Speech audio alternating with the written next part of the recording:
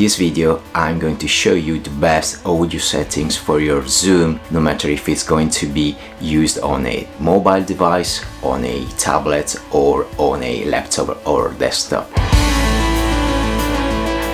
In my case, I'm going to talk more about Apple devices because this is what I used to work with, but no matter what kind of platform you're going to use, this is going to be worth it anyway to follow until the very end. If you're new here, please consider subscribe to my YouTube channel for more content related to music teaching, music technology, in particular for all that regards guitar. Before moving on, make sure that you have the very latest version of the Zoom app installed on the device you want to use.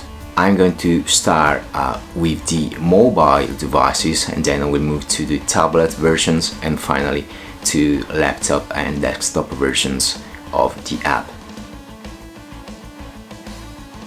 So let's jump straight into the mobile version of the Zoom app and let's try to figure out the best way to set up your audio for the Zoom meetings.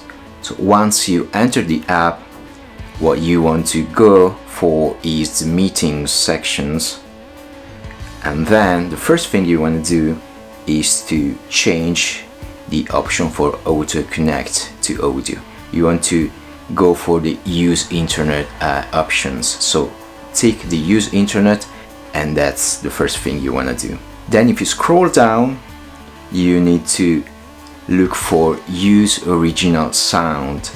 That's the other option that you want to enable so that you get rid of that kind of denoise and noise reduction options that most of the time makes difficult for the teacher, for me in this case, to really hear you're playing on guitar, for example, especially if you are not plugged into any amplifier or if is there any other kind of noise or sounds going on in the room. This is pretty much it for the mobile version. Let's see what happens with a tablet. If you're using a tablet for your Zoom meetings, the process is going to be the same as we did for the mobile version. Let's figure out. So once you enter the Zoom app, you should find yourself on a kind of similar configuration as we had on the mobile. In this case, I'm using an iPad device, so I can find the settings menu at the bottom left corner of my screen. So just look for the settings, a new window should pop up, and you still go for the meetings options. Once you got to open meetings, you want to look for auto connect to audio so that you can go for use internet. So click the use internet option and let's get it done. Then we scroll down and we look again for use original sound. We want to enable use original sound. With this option we can get rid of any kind of noise gate, noise reduction features, because we don't want to have that. Again, this is pretty much what you need and your tablet should be good to go for your Zoom meetings. The third and last options that I'm considering in this case is if you're going to use a laptop or desktop device.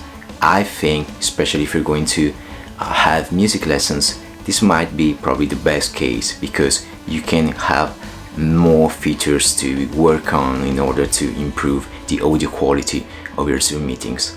So in this case, I'm gonna guide you through a couple of things that you can do on your desktop or laptop device. First thing, once you enter the program, let's go into settings. There should be a little gear icon on the right side. Once we enter settings, we want to go into the audio options, and the first thing we want to do, if we haven't yet, is to untick automatically adjust microphone volume. You don't want to have the program to work automatically on your volume, okay?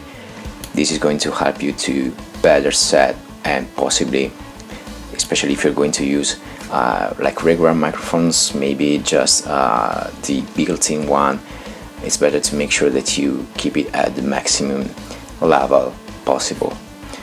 The other thing we want to do now is go into the advanced menu, and in the advanced menu we want to make sure that we enable show a meeting option to enable original sound, because we want to put that on once we are good to go. And the other things we want to check are into the audio processing menu.